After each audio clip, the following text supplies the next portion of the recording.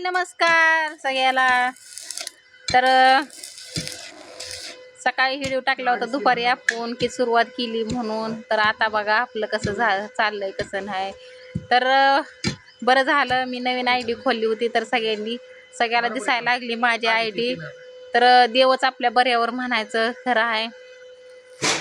तर कमेंट पण अशी आली राधाताईला आयडी खोलायला लाव. तर त्या पण खोलणार आहे त्या पण जरा थोडंसं दोन दिवस फक्त टाइम आहे कारण का ते आजारी आहे. त्या आजारी असल्यामुळे त्यांना काय त्या मोबाईलच त्या हातात घेत नाही त्या त्याच्यासाठी मग पण ते खोलणार आहे ते नक्कीच खोलणार आहे ते आयडी. तर खरंच म्हणजे लय आनंद झालाय बरं का मनापासून. खूप खूप लय म्हणजे लयच आनंद झालाय कारण का आयुष्यातला पहिलाच आनंदाचा दिवस फक्त.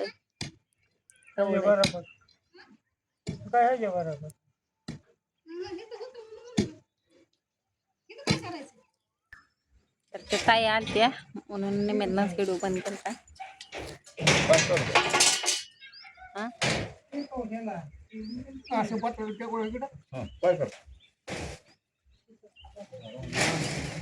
काय म्हणत होते लक्षात नाही सगळं गेलं लक्षात नाही. जाऊ दे आपलं. बघा कसं काय चाललंय घर कसं नाही का. जेवढ्या पैशाची बजेट बसते तेवढंच केलं बघा.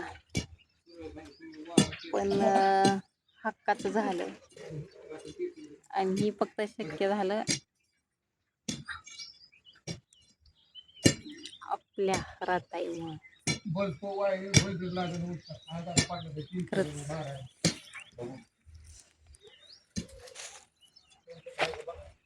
काय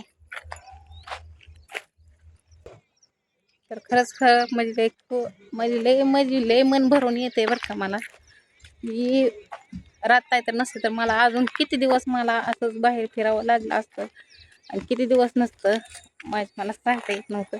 आज तर झालं 16 वर्ष तर झालं आम्ही बाहेर फिरतोय. फक्त राधाताईमुळे झाले बरं काही. आणि मी तुमच्या संगत तुमचं माझं कॉन्टॅक्ट व्हिडिओ बघण्याचं त्यांच्यामुळेच सगळे आपली तुमची ओळख जी आयुष्याची कुडी होती ती सुद्धा त्यांच्यामुळेच.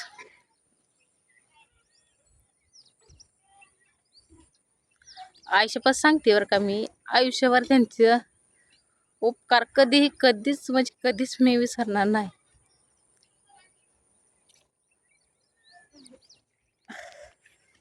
की मला वाटायचं झालं की आता माझी लेकरं तरी या पावसात तरी आडोशाला नीट राहतील.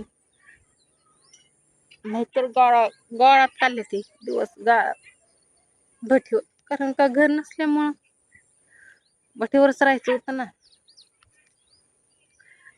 तिथं तर बघितलं का कोणतरी शेजारी होतं कोण होतं वनवशावणे काय नाही.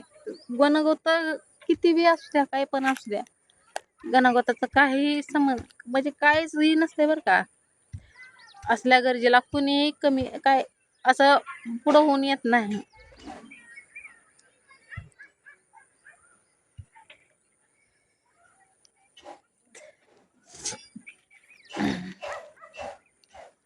खरंच म्हणजे त्यांचं मी खरंच आयुष्यभर खरंच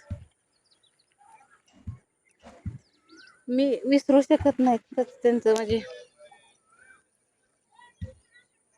इतकं मला त्यांनी केलं का नाही आधार आसरा देऊन. आणि शेवटी मी इथं राहायला येऊन म्हणजे भट्टीवरनं पसारा आणला का माझ्या संगट भांडणं केली म्हणजे मी इथं राहू नये म्हणून. पण ती सुद्धा राधाताईनंच कळवली. मग केव्हा तरी माझा इथं ठिकाण लागला नाहीतर त्या दिवशी सुद्धा माझं इथं घर होत नव्हतं बा. इतकी जळकुटी माणसं आहे ती का नाही लय म्हणजे लय जळकुटी माणसं आहे ती.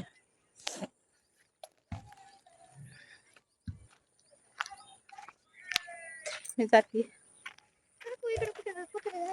नाही नाही की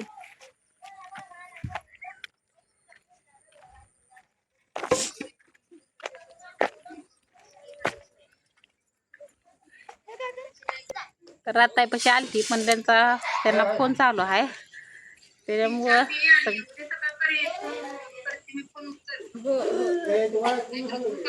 तर माझा पसारा बघा तो का त्या कोपऱ्यात तसाच आहे एक ठिका भरून ठेवलंय तिकडे जाणार मी 7 आणि तारखेला.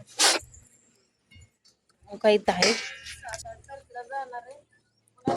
तिथं कपडे परत तिथं 2 ठिकी का बोला ना म्हणते ते भाऊजी बोल ती डायरेक्ट जोडलाय म्हणते ते